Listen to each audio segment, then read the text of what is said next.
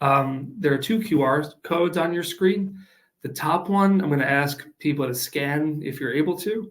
It's a link to a Mentimeter, just a way for us to engage with each other as well. Or in addition, there's also a link to this slide deck, which I can put up at the end as well. If anyone, at the end decides, oh, those slides were good, I want a copy of them, feel free. Or if you want to just take a copy now, the bottom QR code will allow you viewing access to all these slides.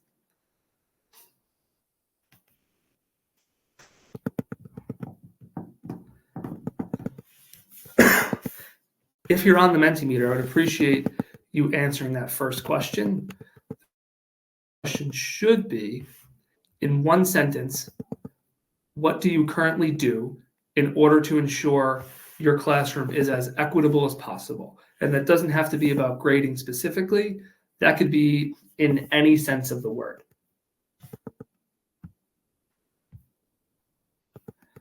Sorry that my screen looks like that. I just want to keep checking the chat to make sure that no one's trying to ask me any question. Okay. Does anyone need me to put the QR codes up again for the Menti? You can type in chat if you need it.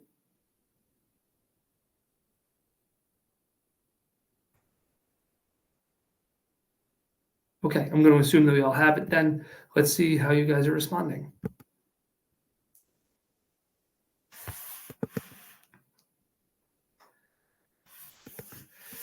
Give students what they need on an individual basis, but remain fair. Giving each student what they need. Offer students different access points into my lessons. I love that. Great start. I want to give people another minute or so if they wanted the opportunity to respond. Offer ways to differentiate. Very cool.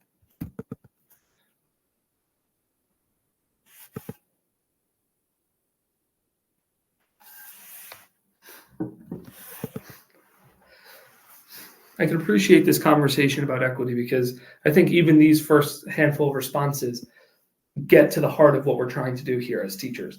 We want to give students opportunities to show what they know at a level that is appropriate to them. Listening to students, perfect. Love it. How are we supposed to get anything done if we're not actually hearing what our students are saying? I absolutely agree. Ooh, we got a thumb up over here. That's pretty cool. I didn't know Menti could do that. Another thumb up. Ooh, that's fun. 3. Well, can we get to 4? Don't worry. Oh, we can. Okay. We're not going to just sit here. I want to give people the chance to respond, but I also want to ensure that we're timely because I don't know what people need from this presentation. So that's kind of what I'm hoping this slide gets us to. So I've done a lot of work over the past 2 years or year and change, like last school year and this year, on standards-based grading or trying to increase my grading, increase my equity through grading. So if I say to you standards-based grading or equitable grading on a scale of 1 to 5, where do you feel about that? Like, I've never seen it. This is my first time talking about it. That's a 1. Or, oh, I currently do this. That would be a 5. So you can just rate yourself. And based on where we stand, I'll know where to gear this presentation towards.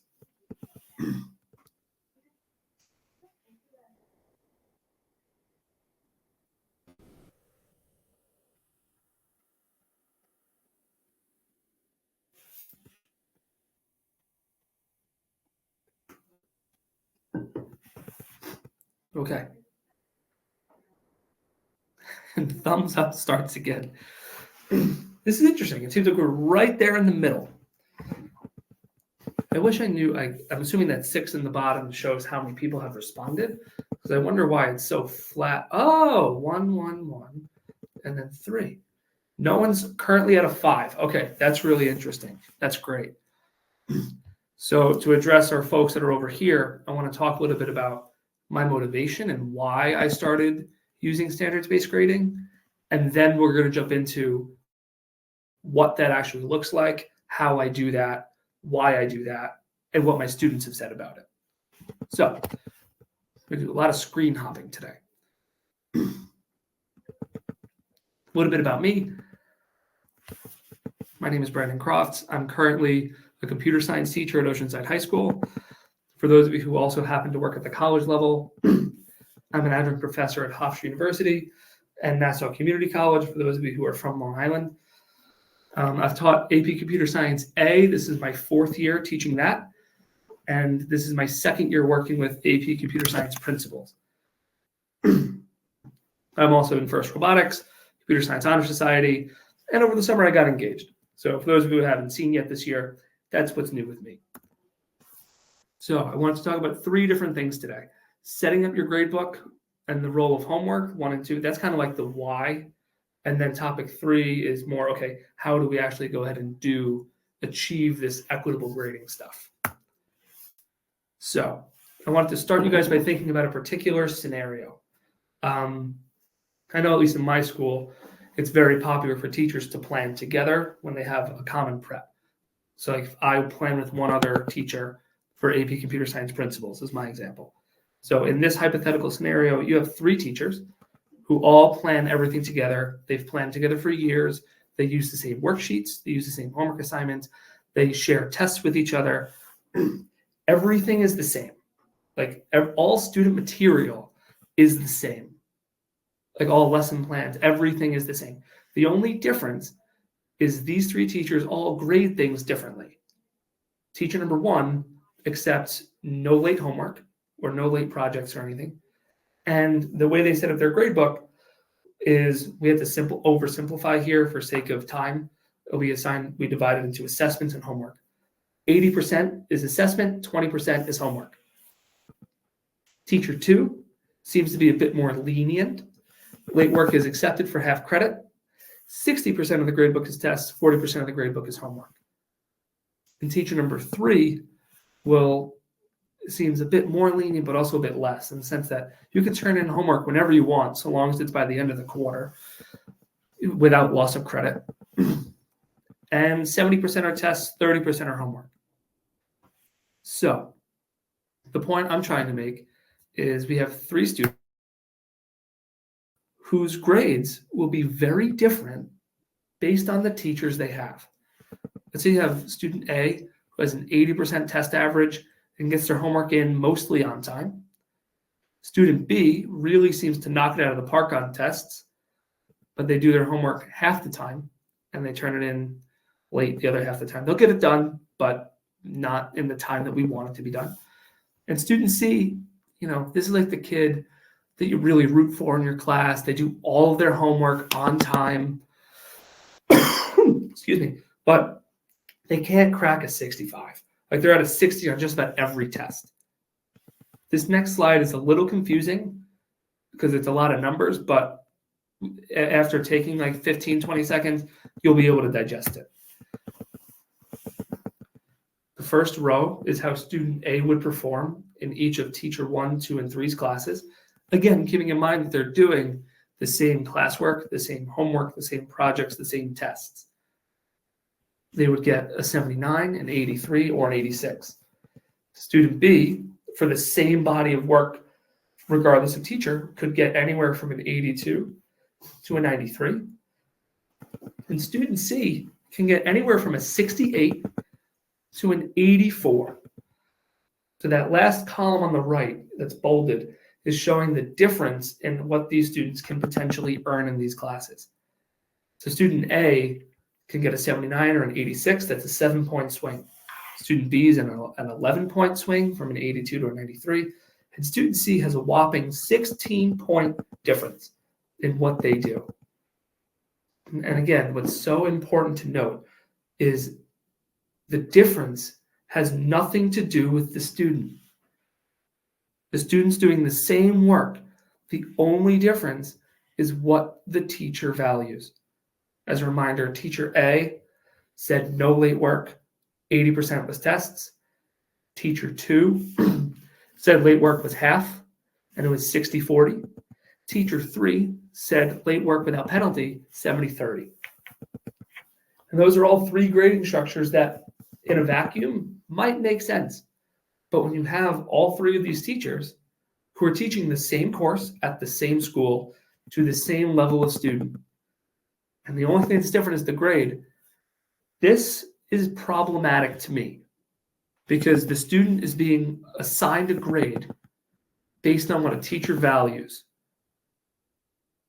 And depending on who that teacher is, their grade will be very different. And I imagine many of us have battled this at our schools between us and other members of our departments. But I think it's worth at least having a conversation with your department about what a course grade should look like. That's something that I think is at least worth looking into. I don't want to speak for any of you, but in my school, we have very different opinions on grading. I'm housed in the math department. So in our math department, we have very different opinions throughout the department. And it's tough to try to navigate that conversation, but I think it's one that's necessary because I don't want people to say, oh, teacher 1 is too strict. In the same way that I don't want people to say, oh, teacher 3 is too lenient. Like, don't just shoot for teacher 2 because they're in the middle. Like, have a conversation with your department about what these grades should look like. As a brief sidebar, another example of this is pulled directly from Joe Feldman's Grading for Equity. If you're not familiar with that book, I could type it in the chat when I get back to that screen. It's an excellent book. I highly recommend you read it. We did it as a book study in my department a few years ago. So if you need PD hours, it's absolutely worth pitching a book talk on it.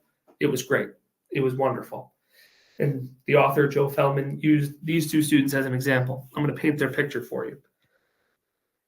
Student 1 is a student who sits in the back of your classroom with an AirPod in, their hood's on. They sit and you kind of think they're playing games in the back. But anytime you ask them for an answer, they're always able to give it to you, which is unfortunately probably a little annoying, but they know what they're doing. They get 100 on every test, but they don't turn in any of their work. And you kind of wonder why. And you start to form these opinions about that student. If 80% of your average is based on tests and 20% is based on homework, that student walks out of your room with an 80. Moving on to student 2.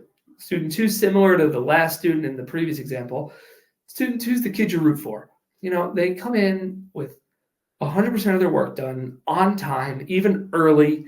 This is the type of kid that you said, hey, if you bring in 20 boxes of tissues for the year, I'll give you 3 bonus points on a quiz. They would go home and be like, oh my God, Mom, Dad, you know, we got to go get tissues. Mr. Cross is going to give me 3 points on a quiz. But, you know, their level of understanding, for some reason, is maybe they're just not a test taker. I don't know. They get a 75 on the test.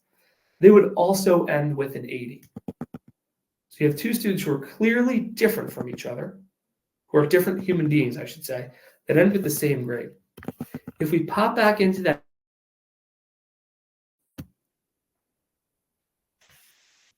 we will backtrack to those. I want to see this. Should these 2 students end with the same score?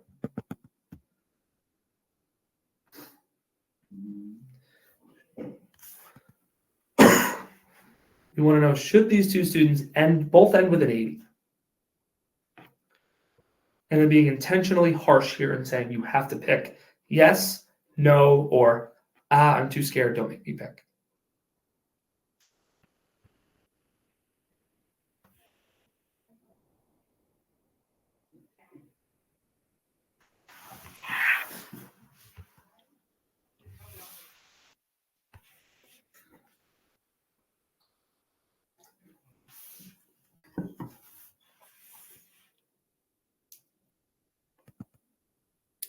So I know we might have some other folks that are still on.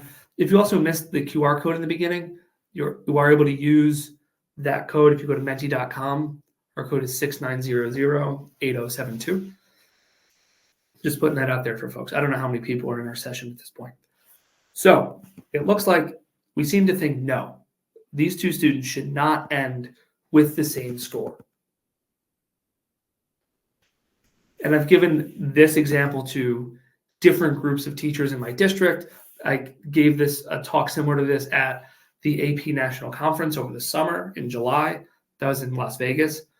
For those of you who teach AP, it's worth going to at least once. I would encourage you to go. Next summer, the conference is in Boston, so significantly closer for us. We can probably drive instead of fly. But back to this. So, and the reason I mentioned them, they were all kind of split. You guys seem very unified, which is new for me. I would also vote no, to be clear. So we're all on the same page. I want to reframe this question. So you can rate your agreement or disagreement.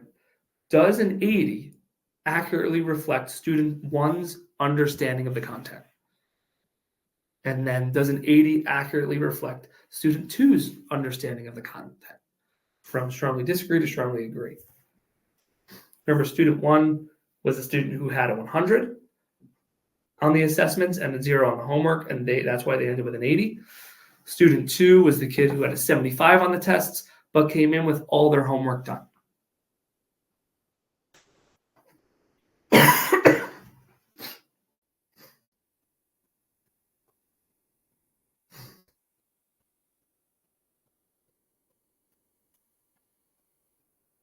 Okay. So I can understand where you guys are coming from here, and I would tend to lean this way as well. The reason I frame these two students in this way is because I'm now going to paint a different picture of student one and student two. Student one is the kid who sits with a hood on, AirPod in. You think they're not paying attention. They don't do their homework. They're a frustrating kid to have.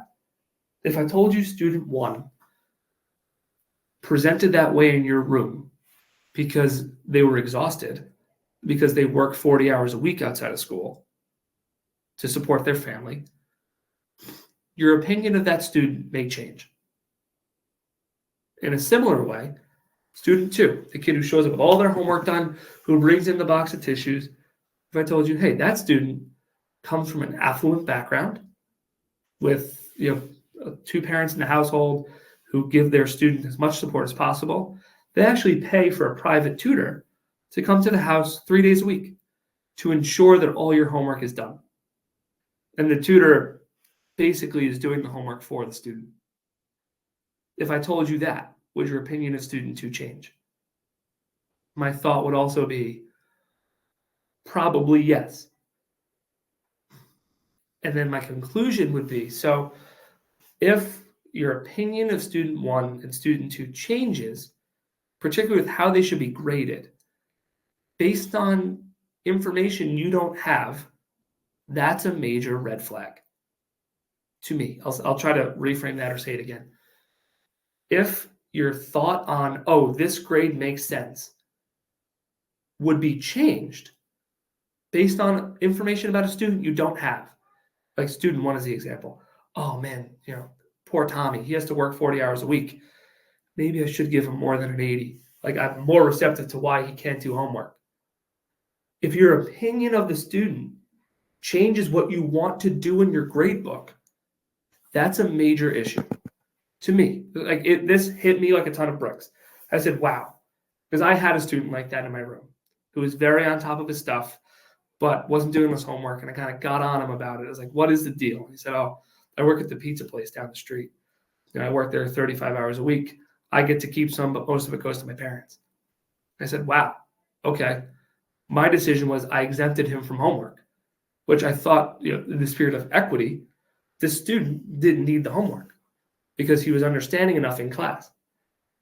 But then in that same token, that student happened to share that with me, and I didn't get the chance to talk to my other 25 students in that class in that same way. So is that really what equity is? I was kind-hearted and trying to do the right thing. But then after that, I kind of reflected and realized I think I need to make a wider scale change. So we're going to go back to the slides for a minute. Let's see.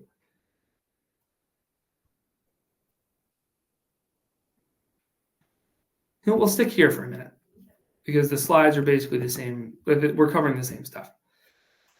We're going to transition out of setting up your gradebook into homework. If you can describe homework in one word, what word would you choose? And this could be, what word would you choose as a teacher? What word would you choose as an administrator, if we have any admin with us today? What word would you choose as a student when you were in school, as a parent or guardian to children? How would you describe homework?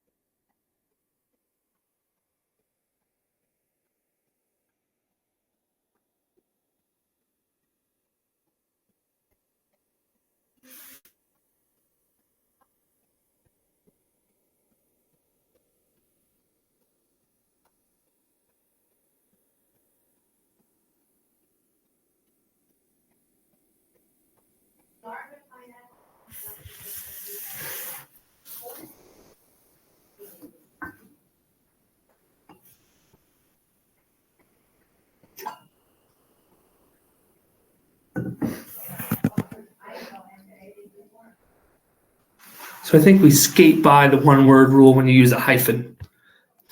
Way to go with the busy work. So practice seems to be the most popular. Review, independent practice, reinforcement. But then I could definitely see excessive and busy work playing in there too. If you're giving students work just for the sake of giving them something, I think most of us would agree that's probably not something worth giving at all. An analogy I heard from Dr. Heather Lyon, she works at a school in Buffalo, New York. She said she presented a video, and in this video, there was a man speaking about this topic who said, he was a varsity volleyball coach, and he made the point that no referees or officials of the league ever show up to practice. They don't care what happens in practice. They only care what happens during the game. Because at practice, you're hopefully trying new things. Your students, your athletes are taking risks. They are failing, and they are improving. They're getting better at practice. And the reason I think that's so important is because when it comes to homework, I imagine most people fall into one of three buckets. Either all homework is graded on completion. If you did it, great. All homework is graded based on accuracy. I'm going to look at every question and see to make sure you got it right.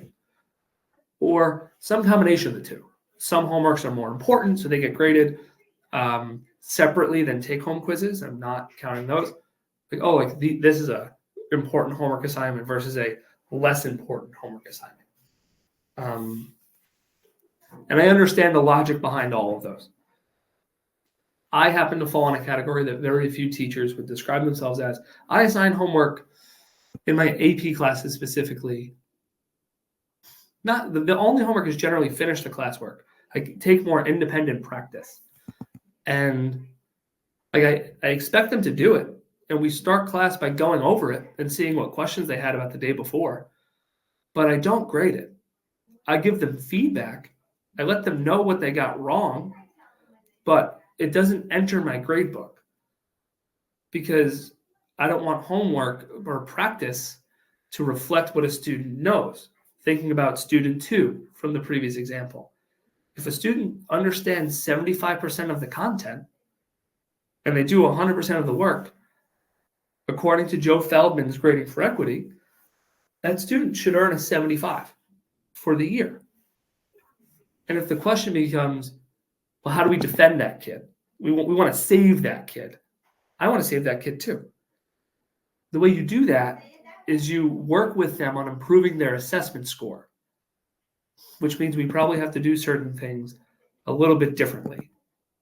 So before we move forward into how do we actually accomplish grading for equity, I just want to see what your thoughts are here. Can you see yourself using each of these systems? You can go to, and you can rate yourselves from 1 to 5.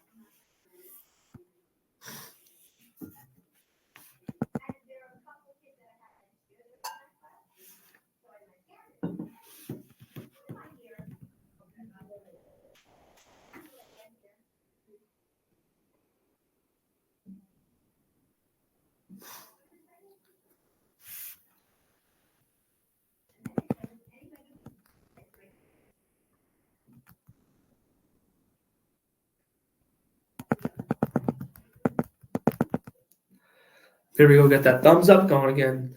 Let's see if we can get it up to like 6 this time. I'm curious. We were at 4 before.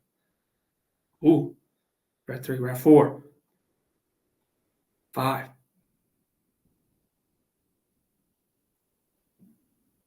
Oh, there are 7 people here. There we go. Okay. Isn't that so pathetic that like I can't see your faces, so the only way I can like try to talk to you is through that silly thumbs up button. I don't know. If I can make any suggestions for the future, I would suggest maybe allowing me to at least see your faces. That would help me a ton.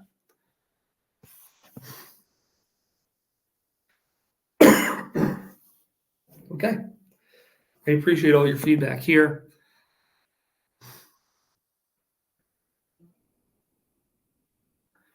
If we have time at the end, I want to talk about why some of us are hesitant here. Because this is a big switch. And if I presented this to my department, you guys rated yourselves like a 3.0 collectively, I think they would be lower. So like I understand that there's hesitancy. I'd want to try to unpack that with some of you if we have time at the end, which means I'm going to pick up the pace a little bit. So now we're going to get into a bit more of the mechanics of how does equitable grading look like in my classroom. Standards-based grading is defined by Tomlinson and I'm going to butcher that person's name, so I'm not even going to try, is a grading system in which students are evaluated based on their proficiency in meeting a clearly articulated set of course objectives. Key points here. Instead of entering tests and homeworks and projects and classworks as grades, the columns in your gradebook are going to be, did the student master this standard? So like in AP Computer Science A, can a student effectively trace through an if, elif, or if, else, if, else block? Can a student effectively write an if, elif, else block? And each standard can be assessed as a teacher sees fit. So some standards you can choose, like if you want to give your students projects that you're going to grade to go in the grade book, that's all well and good. You just need to ensure that your students are clear as to what standards those map to. So if you want to test, can a student write an if, else, if, else block, and you don't want to give it to them on just a regular old test, you can give them a project to assess that understanding. That's perfectly fine. So SBG, acronym for standards-based grading, some best practices here. Highlights. Retakes for each standard. I'm just going to read them and then we'll unpack. Unlimited retakes for each standard. Students must wait 24 hours before retaking a standard, and teachers may reassess any standard at any time. So, like I've said, I'm team don't grade homework. Assign it, expect them to do it. Don't assign a grade for it. What I do is every unit in AP Computer Science A, there's 10 of them if you're not familiar. Each one I typically carve out anywhere from 2 to 4 standards. And say, okay, here are the things that I think you need to do in order to be successful in this class. And when I give a test, I'll give a major unit test like I used to do before. But instead of giving back one major test score, like, oh, you earned 30 out of 40 points, each standard will be graded out of 10. So I'll say, hey, you got a 10 out of 10, a 9 out of 10, a 6 out of 10, and a 5 out of 10. That makes up your 30 out of 40. And in doing that, your students are able to see not just, oh, I understood 75% of the unit. They can see, oh, this topic I understood 100% of. This topic I understood roughly 90%, 60%, 50%. In an AP class, I imagine many AP teachers are of team AP questions only. I've been on that team. I'm experimenting with not being on that team. But in any case, in an AP course, like the AP exam, I want to say like a 77 on CSA is a 5. But if your best student earns a 78 on a test, they're going to be pissed. because AP students are holding themselves to a very high standard, possibly with parents from holding them to an even higher standard. So in order to avoid parent phone calls and give the students the best chance to learn, what I do is I allow students to retake any section of a test. Hey, if you understood a 5 out of 10 and you want to go home and study or sit with me and study and then re-demonstrate your understanding, that's great with me. That tells me you're continuing to work and learn. I'm not going to stop your learning. So when a student says, hey, is there anything I can do? My answer is always yes. Now, let's say the student gets a 5 out of 10, studies maybe half an hour at home, retakes it, gets a 7 out of 10. They do better, but they're not done yet. What I would do is say, okay, retake it again. Sit with me, study more, and take it again. Just to allow yourself to improve that grade as often as you like. Now, the reason I suggest waiting 24 hours is because I don't want this to turn into a game of, give me a test, give me a test, give me a test. And eventually I have to get 100 on it, and then I can move forward. That's not what this is about. It's about reflecting on what you did, reading through what you got wrong, going home, addressing those misconceptions, coming back, and then re-demonstrating that you actually understand things. So that's why I suggest waiting a full day.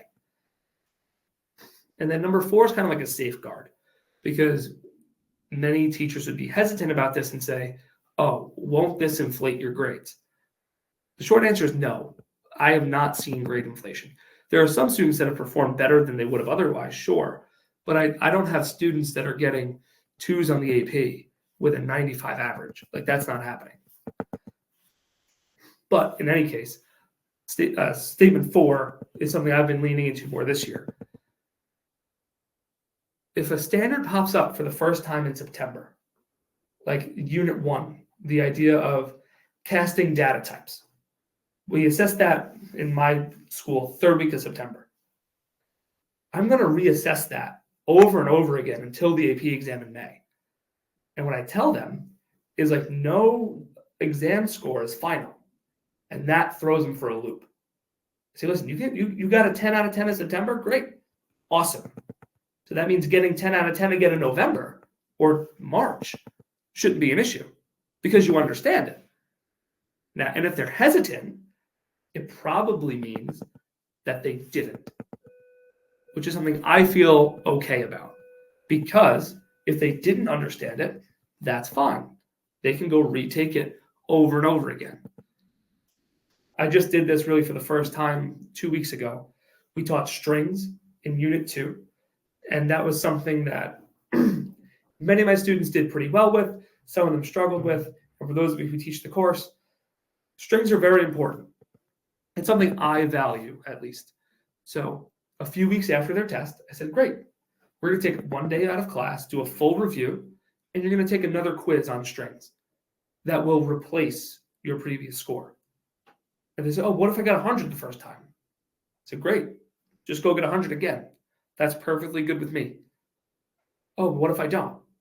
You can retake it, but that's okay. This is just a nice way to ensure that students aren't cramming before a test, getting the grade they want, and then forgetting the information, and then losing the information, rather. This is meant to encourage long-form understanding. So by testing standards early, middle, late into the year, you're just re-showing them questions over and over. It should hopefully be building retention. That's the goal. What I've found is when you first start, it's a lot of work, because if you're going to give retests, you need to make all those tests. It's tough. So my advice would be start early. So I don't know if you're able to switch your grading structure mid-year, but next year, if you're going to do this, try your best to start as early as you can. Finding question banks is also helpful. AP Classroom is great. So I'd use AP Classroom. AI is also a tool that my district is embracing, and I have AI write questions that model AP questions Some of them are not great. Some of them are pretty good. So that allows me to just have the question bank necessary to pull questions from to allow students the opportunity to re-demonstrate understanding. The biggest thing I saw was statement 2. As soon as I made this change, the questions my students were asking me got way better. It wasn't just, oh, why did I get this grade? They were starting to ask, oh, what don't I understand? I said, whoa, that's the question I've been wanting students to ask my whole career. This is only my 4th year teaching. For the first 2 years, I wasn't getting that. Year 3, I do this. Now I'm saying, hey, can you explain this to me? Can you tell me what I got wrong? Wonderful. When they say, hey, I want to retest, they take a retest, they do better. They felt so good about themselves. Like they felt like they belonged in the class. They didn't get discouraged. They were thrilled, which made me very happy as a teacher. Like I alluded to before, some students saw their grades improve relative to what they would have in a more traditional setting. And some students remain constant. For the student that no matter what you do, probably won't go study, there's no reason for them to have done any better on retakes. It's like that student didn't just have their grade inflate. I think is worth noting. This is feedback I got from my students in an end-of-year survey last year. Retakes was a massive help with studying. It gave me an actual motivation to study and improve my grade. That just says everything I want it to.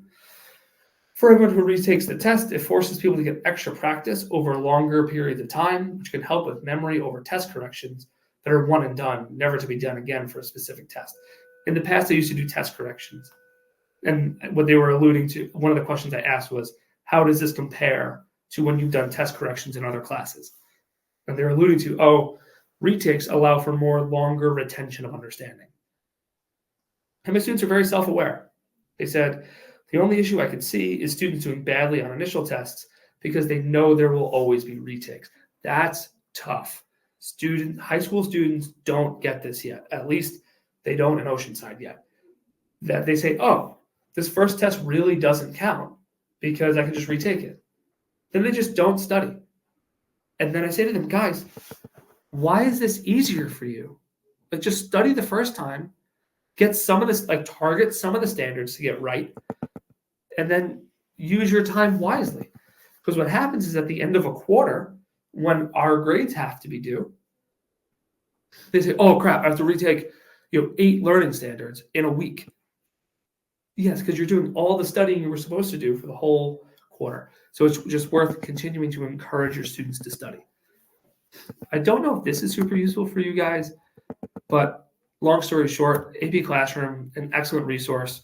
You can filter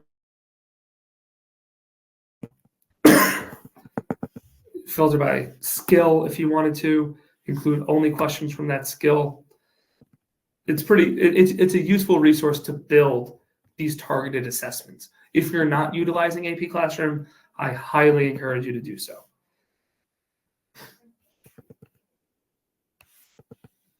We only have like 5 minutes left.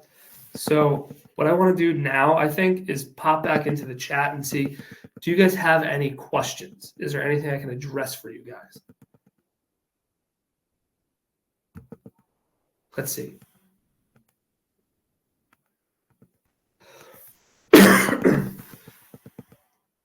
It's necessary to give every single night. When you say any section, or sections by standard. So like if like one of my standards was like strings, like a retake for a string test would be you're going to go answer 3 multiple choice questions, and you're going to do one part of an FRQ that involves strings. Nick, is this something that you do during an extra help period, the retakes? Good question. Not always. So I'm trying to build in the opportunity for retakes during class time because in the spirit of equity, we don't know what the ride situation is for students. In our school, we only offer busing for 9th grade, and some of our students live like a full 45-minute walk away from school. So if I wanted them to meet me at 7:15, they'd have to leave their house at 6:30, which I could do, but that's also kind of tough. So we give some time in class intermittently, like once every 3 weeks. And I can also, if they have a lunch period that I'm off during, they can just meet me. If I'm teaching, I just ask them to let me know in advance so I can print it, and I'll just hand it to them in like a non-discrete way. So not exclusively at Extra Help. What are the standards you use when you're grading CSA? That's a good question. I can share them with you. So I should probably be using the College Board standards because they're written for us there. What I've kind of been doing is like, I'll look at a unit and figure out for myself what are the 3 to 4 essential skills that I need my students to understand. So like for if else, I'm trying to think of what they were. Like unit 3, we had 2 major standards of Boolean and compound Boolean expressions. If else was a standard. Then the minor standards were De Morgan's law. Can you like equivalent Boolean expressions and comparing objects? So like I group lessons together to help dictate like what buckets they fall into, and those become my standards. Yeah, I'm going to also react with that 100 because it was very difficult to keep track of. All right, Nick, are your standards direct from College Board? I come up with my own, is the short answer.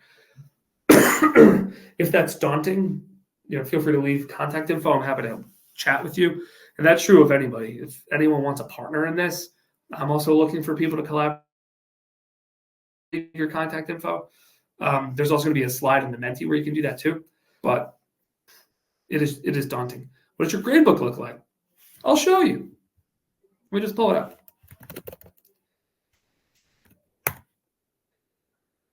I went with a minimalist approach in what my tabs were today. So I have the hop-in tab, my slides tab, and my Menti tab. I did not have my gradebook open, but I'll show you. Something else I'm doing, and this is going to be kind of daunting, and I'm honestly a little scared, but I think it'll be fine, is I told my students, and I'll pull up my AP Principles class just to show you. Principles, funny enough, Principles, I'm actually using their standards. Like they're like out of the big ideas, like 1.1, 1.2, 1.3. Those I'm fine with using. I use the code.org curriculum there. So I find that's helpful. Let me see. Share my screen. Share that. Okay. This is what my gradebook looks like. This is for quarter 1 in Principles. These first 3 were all the Unit 1 curriculum, which is like binary numbers, data compression, that sort of thing. These 3 standards were Unit 2. This is a miscellaneous vocab standard because in code.org, it's very vocab intense. So that's just going to be a running standard that I continue to update throughout the year. These were the Unit 3 standards, and I'm currently in the middle of Unit 4. Each standard's out of 10 in Principles, because I kind of think they're all weighted the same. But if I show you Computer Science A, also confidentiality, ignore my students' names, please. But like you can see, like clearly they have different labels because I named them, not College Board. And here, these standards I thought were minor. I don't think they're as important. Like De Morgan's law might be 1 multiple choice question on the free response, or on the multiple choice section, excuse me. So I think it's important, yes. Is it as important as being able to read an if statement or write an if statement? Of course not. So I put it in there. It didn't make sense to me to put it anywhere else. But, so I put it in, I made it out of 5 instead of out of 10 to make it a minor standard. CSA, I use CodeHS. I used to use CS Awesome. So like the classwork, I don't really grade, Nick, to clarify.